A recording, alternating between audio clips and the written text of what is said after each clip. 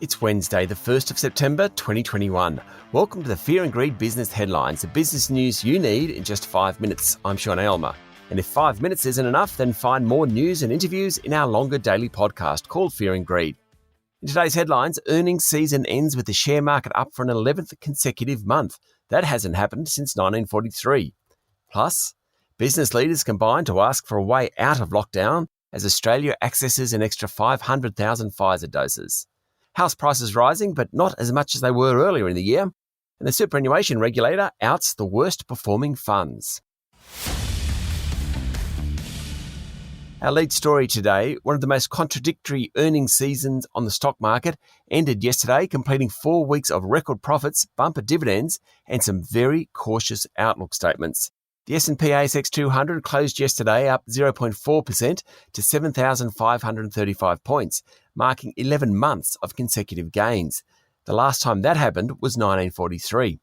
Ironically, the share price of the biggest winners in earnings season, the three iron ore miners BHP, Rio Tinto and Fortescue Metals, have tumbled in recent weeks after China capped steel-making production. Many other stocks announced record profits, but CEOs were very cautious about trading conditions this half year.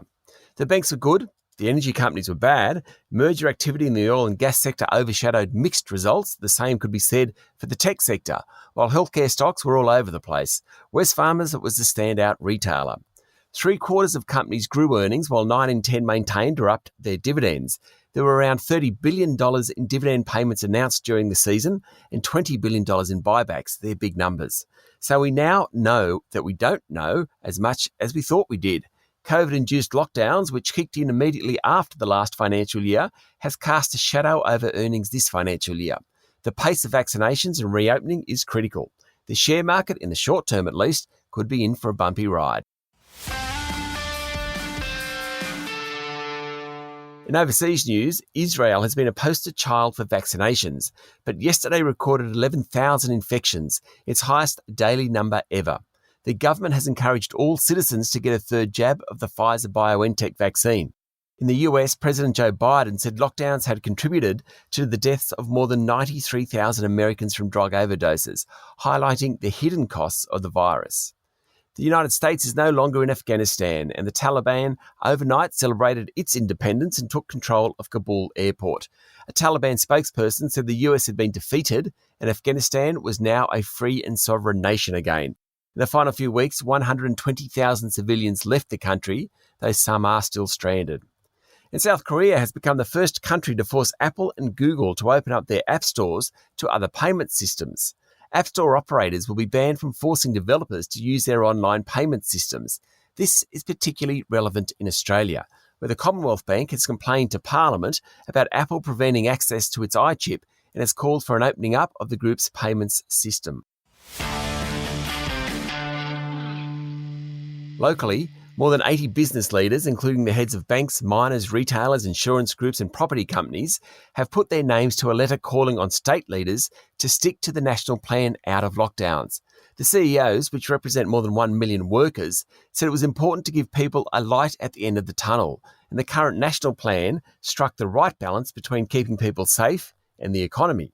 But reopening of borders will depend on all premiers sticking to the national plan, which doesn't include zero cases.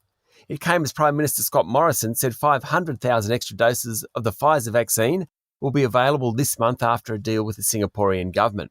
Meanwhile, New South Wales reported 1,164 cases of COVID-19 yesterday and 3 deaths, while Victoria recorded its first 2 deaths from COVID-19 this year. The pace of growth in house prices has slowed from their March peaks, but at least they're still rising. Worsening housing affordability is to blame, economists said. For the month of August, prices were up 1.8% in Sydney, taking the increase so far this year to nearly 20%. In Melbourne, prices were up 1.2%, taking the 2021 increase to more than 12%, according to CoreLogic. Brisbane and Adelaide both posted monthly gains of 2% and have risen by 16% and 13% respectively this year. The superannuation regulator yesterday released its inaugural performance test results for the sector, and 13 funds failed, including products from Colonial First State and BT. The underperforming funds will have to send a letter to the 1.1 million members affected, telling them their super is in a product that has performed poorly.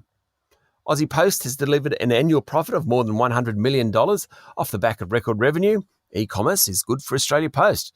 But Acting Chief Executive Rodney Boys said lockdowns are putting significant strain on supply chains and the transport of essential goods. The AFL Grand Final will be played in Perth this year as a result of Melbourne's lockdown. It will be only the third time the game hasn't been played at the MCG. It was at the Gabba last year and Waverley Park back in 1991. That's the Fear and Greed business headlines for today. Make sure you hit follow so you get it every morning and search for our longer daily podcast called Fear and Greed. We also release a daily interview. Today we're talking to the founder of MoneyMe, a fintech taking on the big banks in consumer lending.